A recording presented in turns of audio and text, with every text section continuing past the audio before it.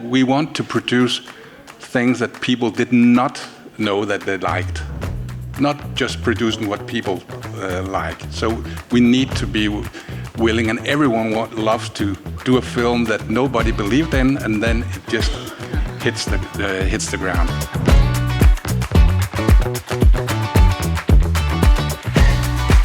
Benoit alluded in the introduction to the continued political pressure on this system of working with territorial exclusivity and supporting that with geo-blocking as an option, because you don't have to work that way and you don't always work that way, but it's a tool that you use, and I think what the case studies we've discussed today amply illustrate that you are able to gather collectively to realize creative ambitions, budget ambitions, and really make sure that these European stories are developed from script to screen, and that they have a long life across many distribution windows, and that they get seen by many different audience groups.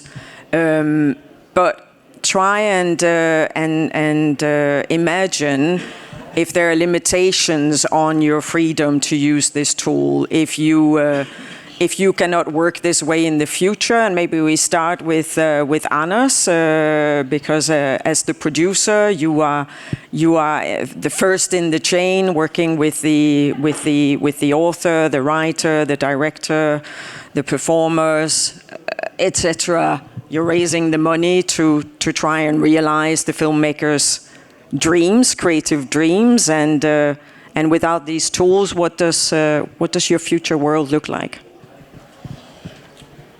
I will probably be fired, because it's the whole basis for how we do film, develop film.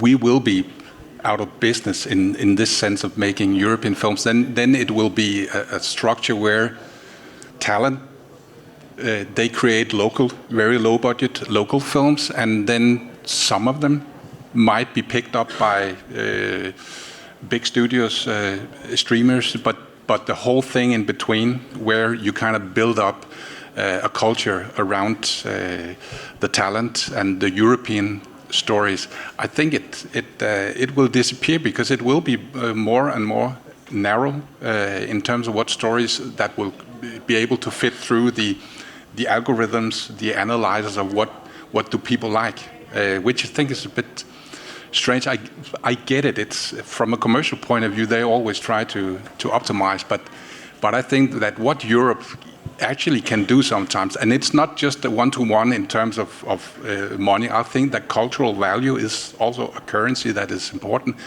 but we say that we want to produce things that people did not know that they liked, not just producing what people like. So we need to be willing, and everyone loves to do a film that nobody believed in, and then it just hits the ground. So it will not be a Zentropa like it is, because the whole DNA of Zentropa is built in this structure of cooperating around Europe, and I don't get the sense of the importance, always the importance about availability, because for me, availability without awareness is nothing.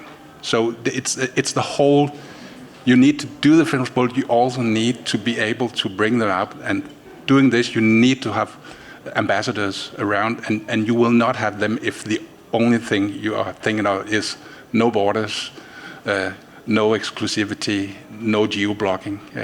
So personally, I will be out of business. Maybe there are a few people left. And you don't want to become a catalog manager, I guess? No, because that's probably what they will use me for, because I'm also a lawyer. So they will probably put me in to handle the old catalog of 300 films of Zentropa, saying, can you just manage these films, because we don't have the money to do new films. I think that would be a sad future for you and for the company. But also you mentioned availability, and I pulled some statistics from this amazing publication from our colleagues at the European Audiovisual Observatory. You know, they release every year at the Marché du Film all the figures that we need to know, and you know, there is we have a high number of films produced in Europe. I think this year is higher than last year.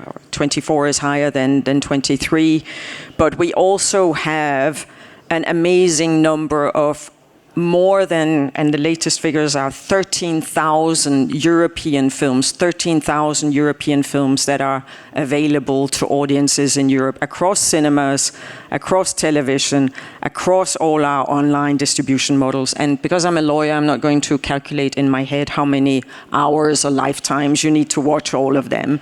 But personally, I believe in the efforts of distribution and exhibition in making sure that the audience is aware and that we create demand and interest in the film.